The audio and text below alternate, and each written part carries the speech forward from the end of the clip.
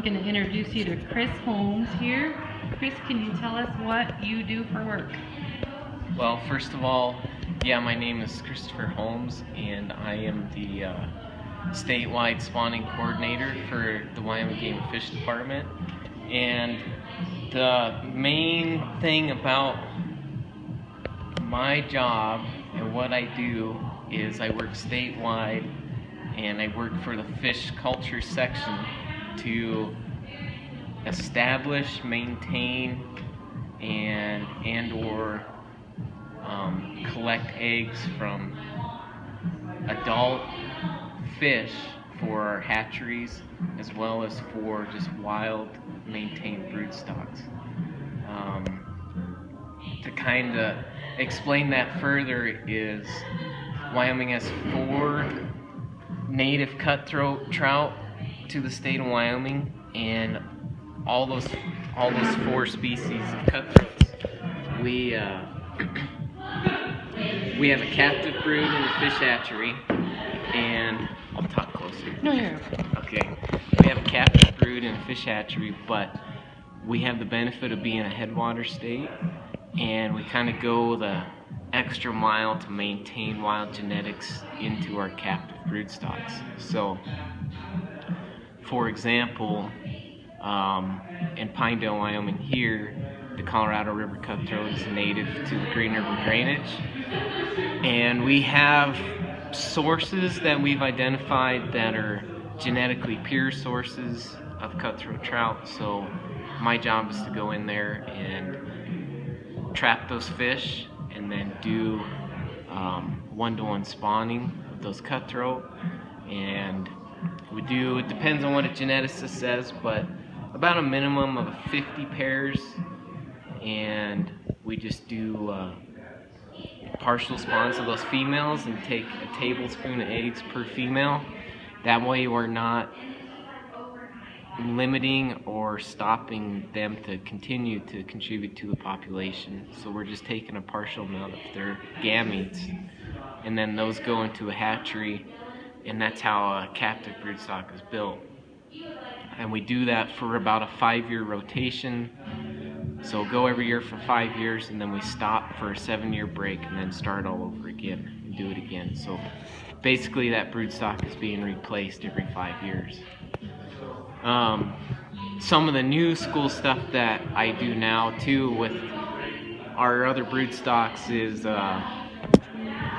Snake River cut, Yellowstone cutthroat, Bear River cutthroat.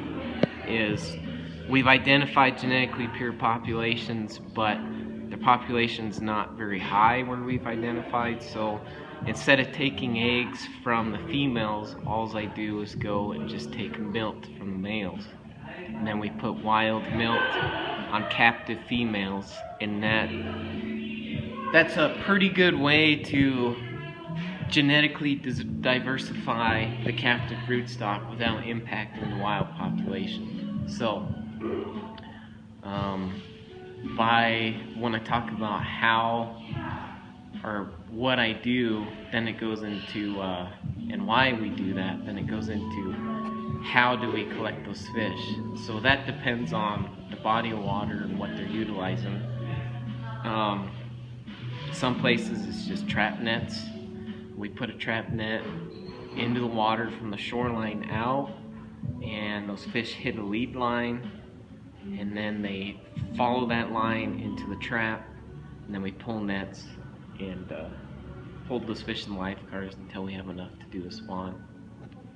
Other ways is we electrofish and just look for mature spawning fish and hold those until we have enough males or enough females to complete a spawn.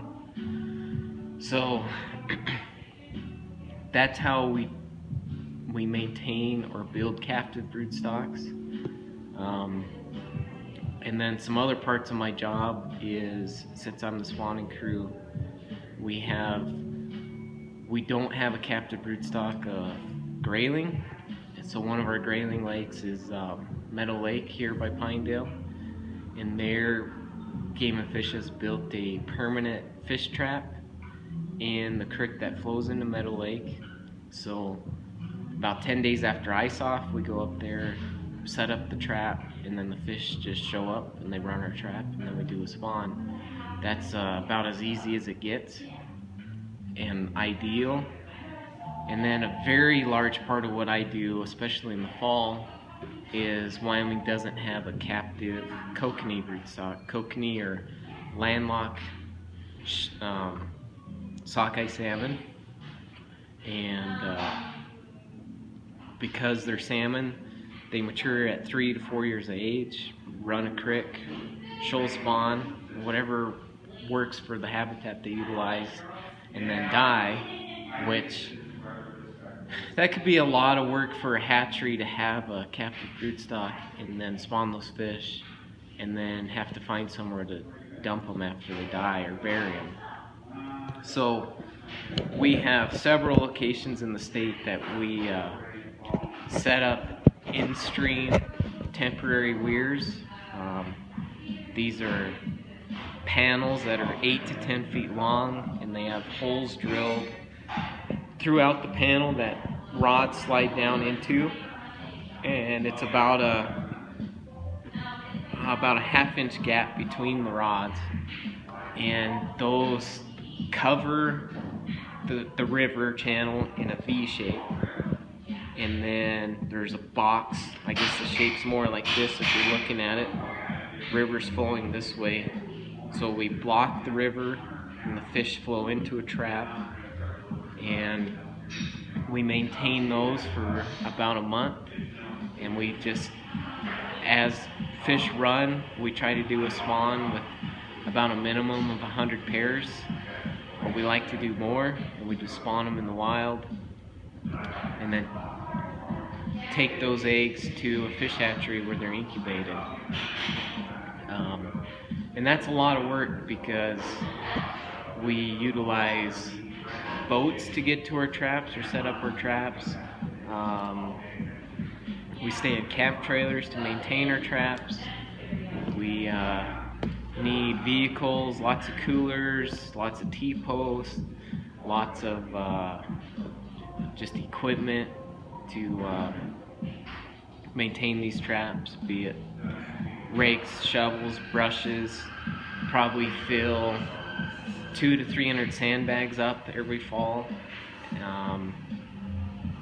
And this is 4 or 5 different trap locations, but it's kind of easy to imagine that you just put a barrier in the river and the fish will swim into it. But we also have to do work below the barrier and above the barrier to channelize the water to go directly through the trap box.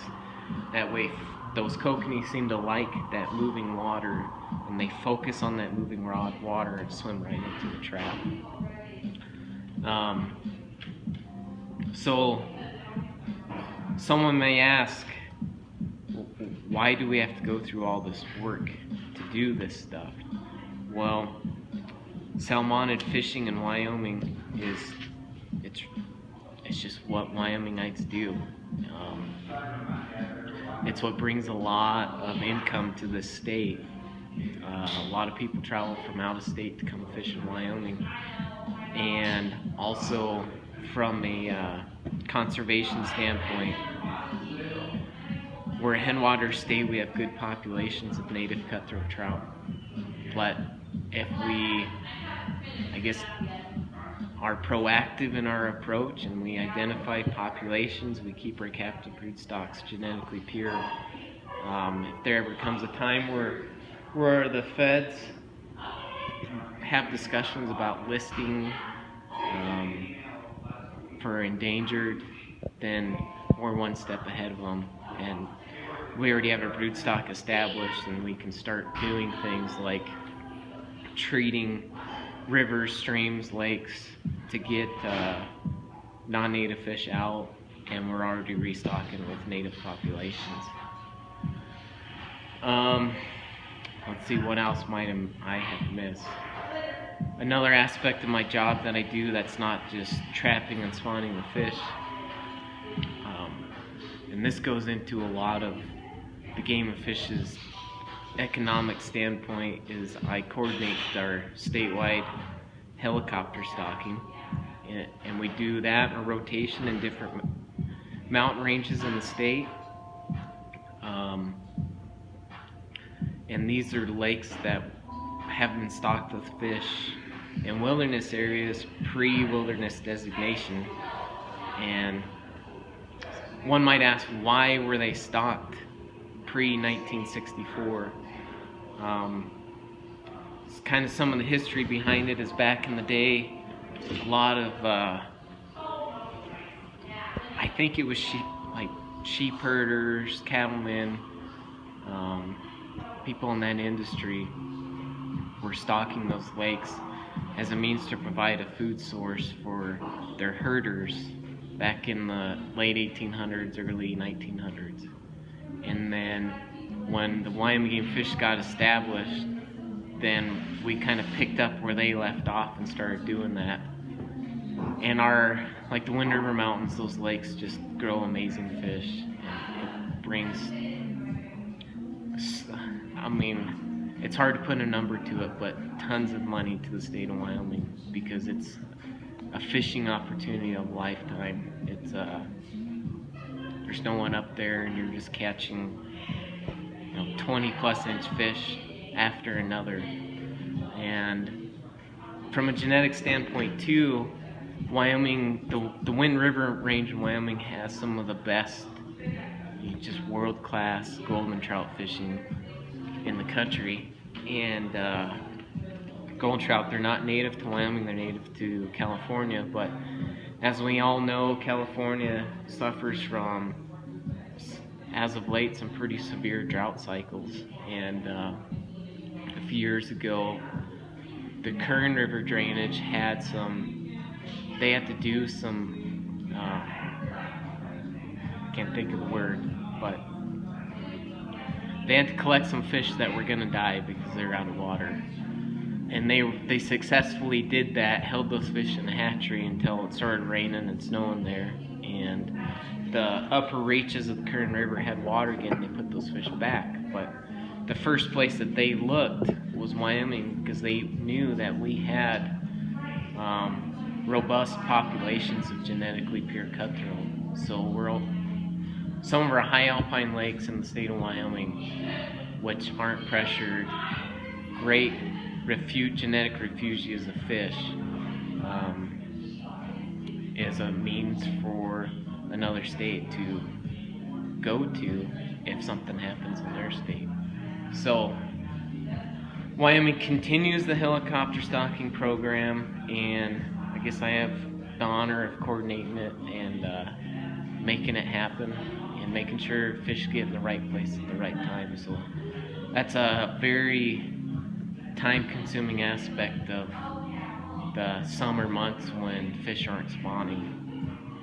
I think that's about it. I think you got it all. All right. Thanks, Chris. Yeah.